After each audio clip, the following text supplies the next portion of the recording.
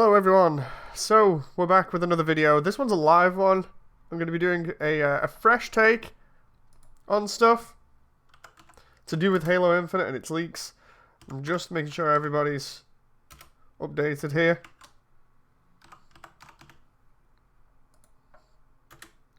Okay, so we're just sending out links in Discord.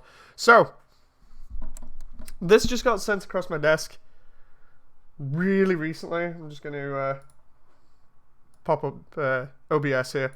Yeah, this got thrown across my desk the other day by Siphon. And I've never been to this website before. But I'm going to go into this live. I don't know who's going to chime in here, but we can go through this together. I'm pretty interested in seeing what this has. I'm just going to go over my thoughts live. We'll see what happens. So, Halo Infinite leaks. Open world segments, campaign length, and more revealed. Before we even get started, I really do like this classic render. It's really cool. So, according to the latest leak, Halo Infinite will have 4 open world segments similar to Metro Exodus. There are around 20 main missions, 35 side quests, a new Spartan Ops mode coming post-launch. Now, I'm going to out myself here and say that I've never played a Metro game properly, so I'm going to have to go off what I know of Metro, is that it does have some large open world segments similar to Fallout.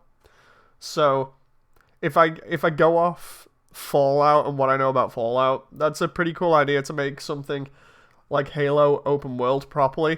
Kind of reminds me of Reach and ODST in terms of like the way that you can move through levels, you can approach things the way you want. At least that's what I'm getting from this. You know, that's the kind of vibe that I'm getting. So, it says here, Halo Infinite is one of the most anticipated games of this year. Microsoft didn't really share too much details about the upcoming exclusive, and yet we've yet to see gameplay, hopefully, that will change in July for Microsoft's Xbox event. The one thing I like about this is the fact that they seem to at least be taking the time and not really rushing things, or at least I'd hope they'd not rushed stuff. Primarily because I feel like this is one of the few times where I think Microsoft really has to nail it to keep people on board. Halo has long been one of those games where you buy an Xbox primarily for Halo, or at least for the Halo experience, and hope that it's a good one. But with the failure of the Master Chief Collection on the original Xbox One, and with Halo 5 not really going down too well, and I'd even go as far as saying Halo Wars 2 not being fantastic, well, it's not looking good. Until we have a fresh batch of leaks to look at, the latest one confirms new details about the game's world, mechanics, and story. The leaker claims that the campaign will be split into 4 open world segments, each with its own theme and environment.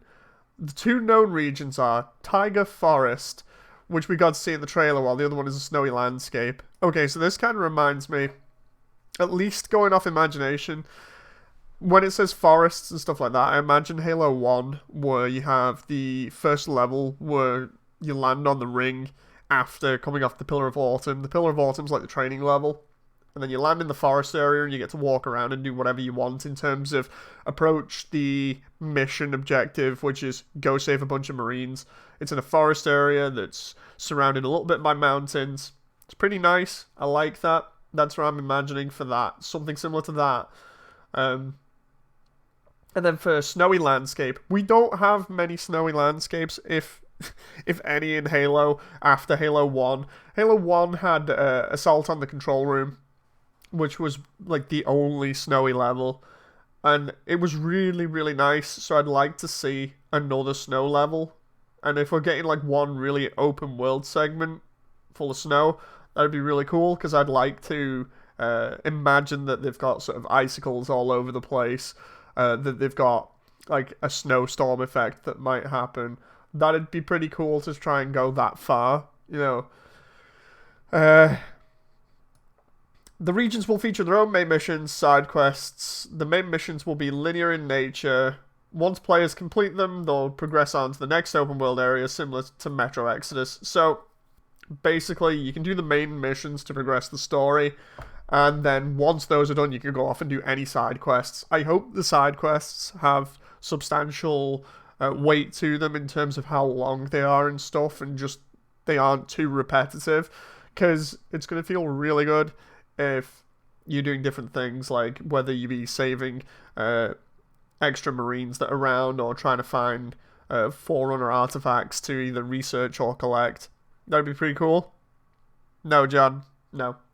So, I just hope that these side quests aren't too repetitive, because that's going to be something that people zone in on quite easily. You know, it's one of the things that's going to get focused on when it comes to reviewing this. If they're too repetitive, then people are just going to be like, nope, nope, side quests were too repetitive, didn't hold any sort of weight to it, and the main missions were okay. You know, I don't want that to happen. I really want this game to succeed, but only because it's, like I said, it's going to be one of the last chances to really pull off Halo and kind of go back to basics with it, figure out what was good about the originals, and then try and emulate that because of the track record. The leaker also writes that suppressors will add light stealth mechanic to the game, but there won't be any detection meter, and stealth will not carry into multiplayer PvE. So what I'm kind of getting from this is that they have a system kind of similar to ODST. With ODST, you kind of had the AI walking around, and the idea is that the player could engage the AI at will, or just try and avoid them and go around. But that was all done through the AI's behavior tree and its perception, which is like sight and hearing. It wasn't so much based on any sort of stealth mechanics. As long as you were out of the enemy's line of sight and they didn't hear you, you were fine. So it's not like other games' stealth mechanics where you can kind of lean around corners and other things. That's cool. I'm assuming suppressors means like silencers that you can attach to weapons and stuff, only because it kind of reminds me of ODST, and suppressor was a name of one of the Halo 4 or Halo 5 guns, I think it was as well, the Forerunner guns, so it kind of had me confused there a little bit. Maybe it's just the wording, but I'm imagining that we're getting some silenced weapons similar to ODST based off that. Let's see. John says multiplayer PvE, so firefight. I mean, sounds like it. That would be pretty cool. They know firefight's popular anyway. As for graphics and art style, Forerunner architecture interiors apparently look a lot like Halo Reach's art style. Exteriors being more like 343 style with emphasis on awe and wonder. To be honest, I wish they'd kind of use a mixture of all of them. Like Halo 3's Forerunner style was still mysterious but grand. You know, you had these big scale facilities that looked really cool and had all these intricate designs on them. I'd like them to incorporate something like that. Or maybe some of the research facilities from Halo 2, especially like the gas giant one that you go to as the Arbiter. That was pretty neat. Halo 1 mainly just had the library and I think the control room and the cartographer that were the main sort of standout facilities, although I wouldn't mind seeing something similar to the cartographer done in this new style.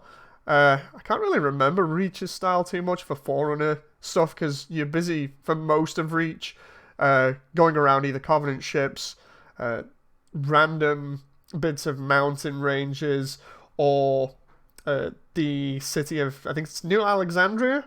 I could be wrong there. But yeah, for the majority of the game, you're not really in Forerunner structures. It's the end of the game where you get to Forerunner-style structures. I get the whole thing that they're going with awe and wonder there from Halo 4 and 5. I just hope they don't go crazy with that, because Halo 4 and 5's art style for Forerunner was a bit weird. It didn't look recognizable compared to the rest of the series.